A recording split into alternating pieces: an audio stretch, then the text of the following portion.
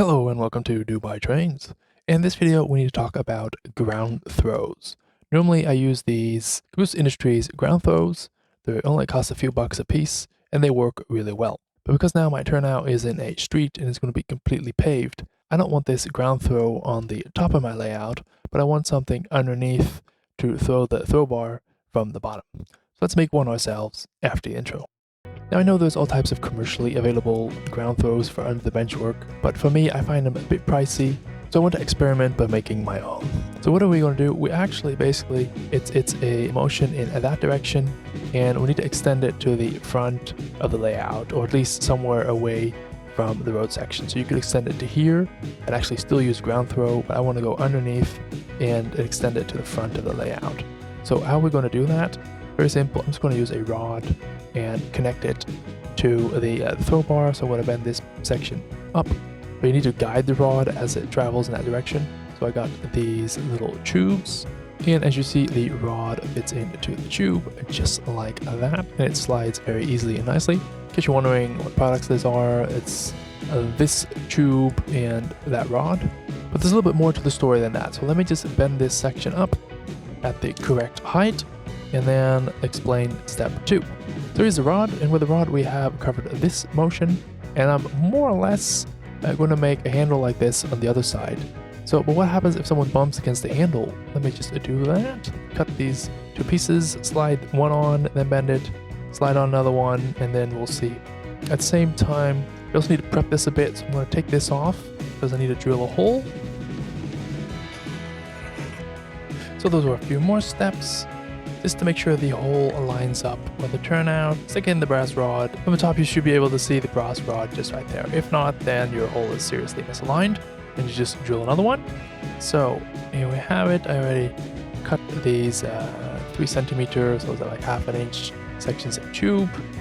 I used a Dremel for that, and then some diamond files to make it all nice and soft. That one's going to go there. And now, boom, boom. So we have this small section from here onwards that we can do some bends. Let me just show you that. There's no need to mark the other side, because as we're going to bend it, we're to eat up the length of the rod.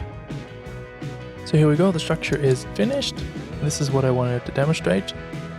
That making this zigzag in here ensures that this pin cannot move too much in this direction. And then we can just slide it like this and throw the turnout. There you have it. Nothing more, nothing less. Let's keep it simple, easy, guys. And then it's more or less as simple as that. Here I put it underneath the layout.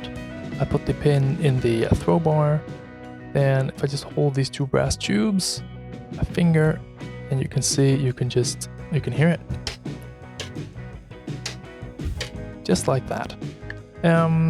Now what I wanted to do initially is have the throw bar at the front. I actually changed my mind. I don't want to have it in the front anymore because this is a module. I'm going to be carrying it around a lot. It's a bit fragile. I want to have it on the top. So what I'm going to do is just drill a hole here, bend this one in the other direction. Then I'm going to glue these 2 sidebars, and then I'll see you back at the top of the module. Here we go. Isn't that cool? Now the only thing I need to do is cut off this pin a little bit. And we're going to cut this one off too. And just like that. I was originally planning for this lever to come out this pinhole right here. So you would still have a lever, but the hole in the benchwork would only be a pinhole. Now we do have a larger hole, and because of that, I didn't really prepare anything, but just prepared a very small plate like this that you could, for example, just make the hole still a bit large, but just to cover it up a little bit. And I think I will do that, because otherwise it's a bit random to have this lever sticking out right here. Now I did add some crimping foil onto this brass bar just to make it a little bit nicer and a little bit more obvious and easier to handle. Now, as excited as I am with this very simple and cost-effective solution, this does not work for everyone. First off, you have to have a sprung turnout. This is a PECO turnout, and they all have a spring in it. You have to have that. If you don't have it, this is not going to work, because then the turnout is not going to remain in its position. And second off, this does not take into account anything electrical. So the frog polarity is not switched by this device, and also this device does not send any electrical signals to any type of signaling or messaging system that you might have on your layout. commercially available units still apply, especially the Caboose industry ones. I really like it, and it's really cheap. So do have a look at the video in the left top corner if you want to learn more about that, and have a look in the left bottom corner, find another great recommendation, especially made for you. Thank you for watching. That's all for today. Bye bye.